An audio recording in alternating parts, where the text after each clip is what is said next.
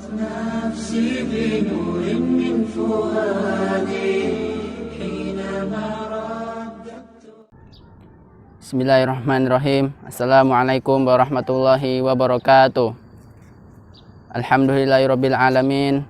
Wassalatu wassalamu ala asrafil anbiya'i wal mursalin wa ala alihi wa ashabihi ajma'in. Amma ba'd. Sahabat Lentera yang dirahmati Allah Subhanahu wa taala, pada bulan Ramadan ini, bulan yang mulia, mari kita tingkatkan keimanan kita dan ketakwaan kita kepada Allah Subhanahu wa taala agar ketika kita meninggalkan bulan Ramadan ini, kita menjadi orang-orang yang beruntung.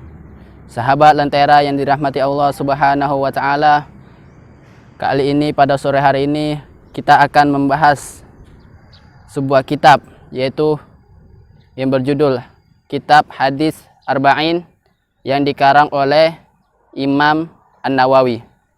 Sebelum kita melanjutkan kepada hadis yang pertama, kita patut mengetahui siapa itu Imam Nawawi. Imam Nawawi adalah seorang imam, seorang ahli fikih bermazhab Syafi'i. Dia berfokus pada bidang hadis dan bidang fikih. Nama aslinya adalah Abu Zakaria Muhyiddin bin Syaraf An-Nawawi. Dia berasal dari Damaskus yang wafat tahun 24 Rajab 676 Hijriah.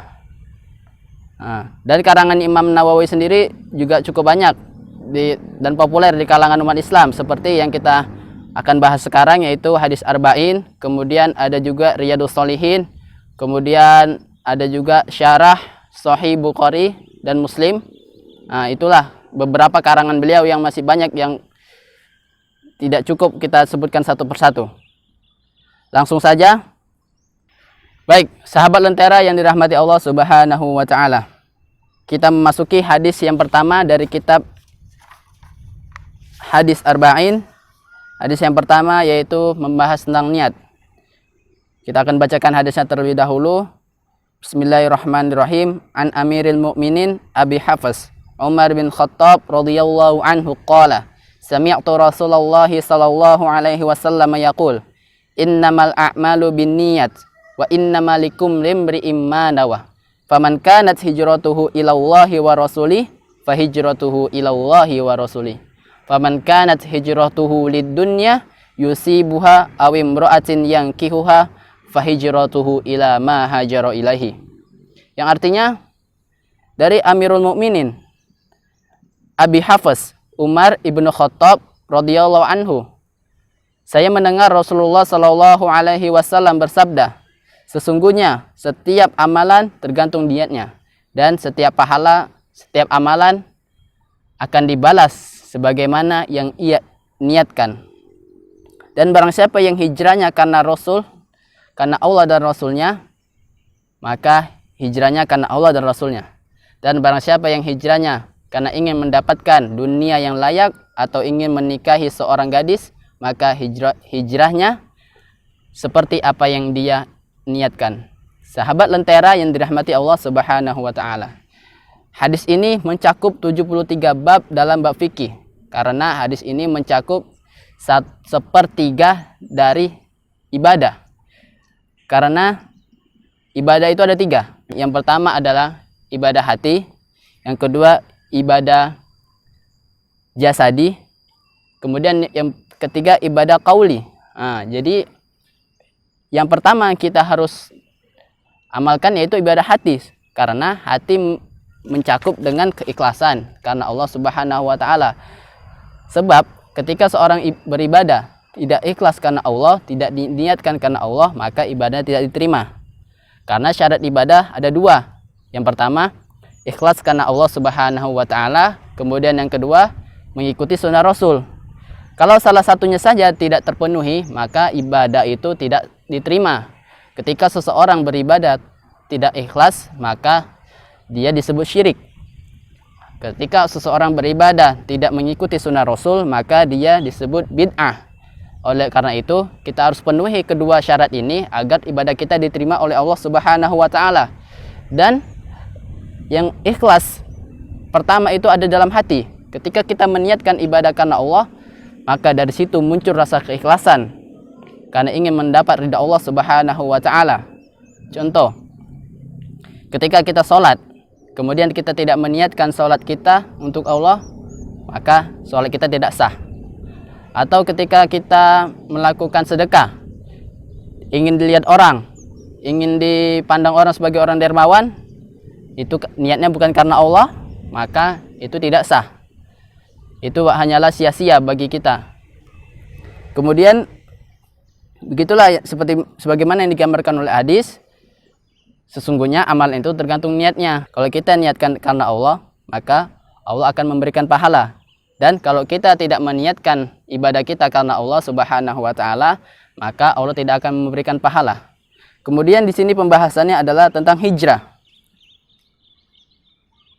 Barang siapa yang hijrah karena Allah Subhanahu wa taala, maka hijrahnya mendapat pahala. Hijrah yang disebutkan dalam hadis adalah hijrah dari negeri kafir ke negeri muslim.